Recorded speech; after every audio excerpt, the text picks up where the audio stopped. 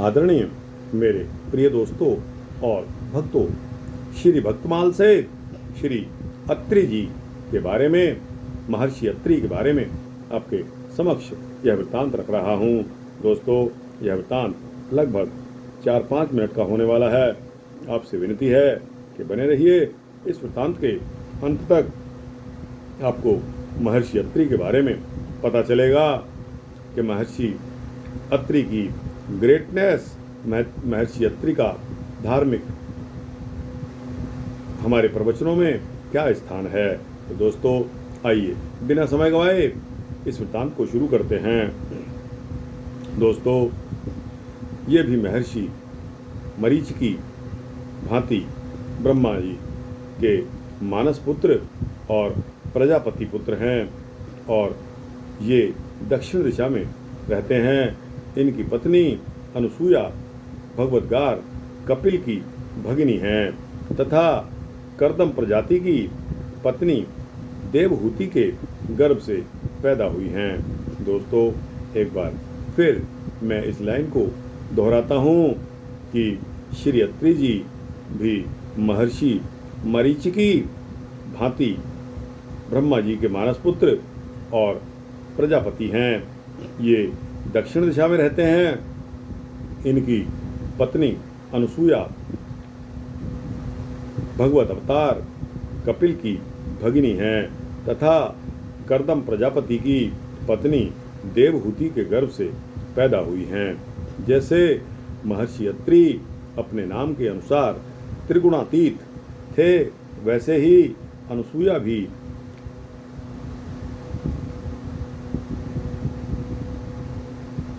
असूयारित थीं। इन दंपति को जब ब्रह्मा जी ने आज्ञा की कि सृष्टि करो, तब इन्होंने सृष्टि करने के पहले तपस्या करने का विचार किया और बहुत घोर तपस्या की।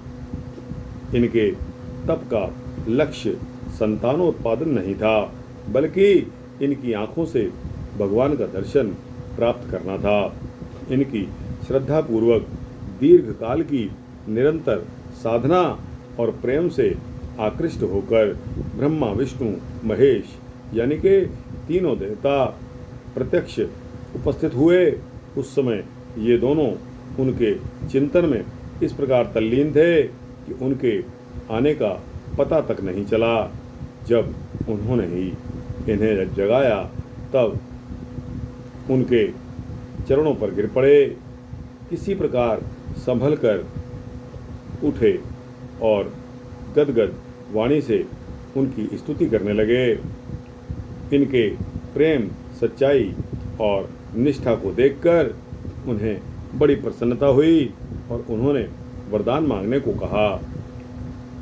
इन दंपति के मन में अब संसारी सुख की इच्छा तो थी ही नहीं, परंतु ब्रह्मा जी की आज्ञा थी सृष्टि करने की और वे इस समय सामने ही उपस्थित थे। तब इन्होंने और कोई दूसरा वरदान न मांगकर उन्हें तीनों को पुत्र रूप में मांग लिया और भक्ति परवश भगवान ने उनकी प्रार्थना स्वीकार करके एवमस्तु कह दिया। समय पर तीनों ही ने इनके पुत्र रूप से अवतार ग्रहण किया। विष्णु के अंश से दत्तात्रेय, ब्रह्मा के अंश से चंद्रमा और शंकर जी के अंश से दुर्वासा का जन्म हुआ। जिनकी चरण धूलि के लिए बड़े बड़े योगी और ज्ञानी तरसते हैं, वे ही भगवान अत्रि के आश्रम में बालक बनकर खेलने लगे और दोनों दंपति इनके दर्शन और वात्सल्य प्रेम के द्वारा अपना जीवन सफल करने लगे। अनुसूया को तो अब कुछ दूसरी बात ही सूझती ही नहीं थी। अपने तीनों बालकों को खिलौने पिलाने में ही लगी रहती थी। इन्हीं के पातिव्रत्य स्थित सतीत्व से प्रसन्न होकर वनगमन के समय स्वयं भगवान श्री राम, सीता और लक्ष्मण के साथ इनके आश्रम पर पधारे और इन्हें जगत जननी माँ सीता को उपदेश करने का गौरव प्रदान किया। कहीं कहीं ऐसी कथा भी आती है कि महर्षि अत्रि ब्रह्मा के नेत्र से प्रकट हुए थे और अनुसूया दक्ष प्रजापति की कन्या थी। यह बात कल्प भेद से बन सकती है।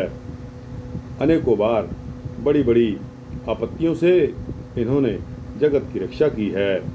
पुराण में ऐसी कथा आती है कि एक बार राहु ने अपनी पुरानी शत्रुता के कारण सूर्य पर आक्रमण किया और सूर्य अपने स्थान से च्युत हो गए, गिर पड़े। उस समय महर्षि अत्रि के तपोबल और शुभ संकल्प से उनकी रक्षा हुई तथा जगत जीवन एवं प्रकाश से शून्य होते होते बच गया। तब से महर्षियों ने अत्रि का एक नाम प्रभाकर रख दिया।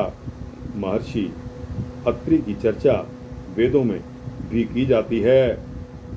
एक बार जब ये समाधिस्थ थे, दैत्यों ने इन्हें उठाकर शतद्वार यंत्र में डालकर अग्नि जला दी और इन्हें नष्ट करने की चेष्टा की, किंतु इन्हें इस बात का पता तक न था। उस समय भगवत प्रेरणा से अश्विनी कुमारों ने वहां पहुंचकर इन्हें बचाया। धर्मशास्त्रों में अत्रि संहिता एक प्रधान स्मृति है और हमारे कर्तव्य का निर्णय करने के लिए वह एक अमूल्य ग्रंथ रत्न है। इनके विस्तृत और पवित्र जीवन की चर्चा प्रायः समस्त आर्य ग्रंथों में आई है, समस्त आर्ष ग्रंथों में आई है। तो दोस्तों, अत्रि संहिता एक ऐसा ग्रंथ है, इनके विस्तृत और पवित्र जीवन की चर्चा प्रायः समस्त आर्ष ग्रंथों में आई है। अत्रि संहिता भी मुझे लानी पड़ेगी। इसके लिए आपके वृतांत सुनाने के लिए। तो दोस्तों, यह वृतांत श्री महर्षि अत्रि का यहाँ समाप्त होता है। आपको कैसा लगा? अच्छा लगा हो तो इसको लाइक और शेयर करिए, अपने दोस्तों, भक्तों, मित्रों, जिज्ञासुओं तक पहुँचाइए। दोस्तों, कमेंट सेक्शन में आपके कमेंट्स बहुत कम आ रहे हैं। अधिक से अधिक कमेंट्स में अपनी राय दिया करिए। दोस्तों, इस चैनल को सब्सक्राइब कर देंगे तो आपको इसी तरह के सूक्ष्म भक्ति वृत्तांत मिलते रहेंगे। जय श्री सीता रामचंद्र भगवान की जय। जय महर्षि अत्रि की जय।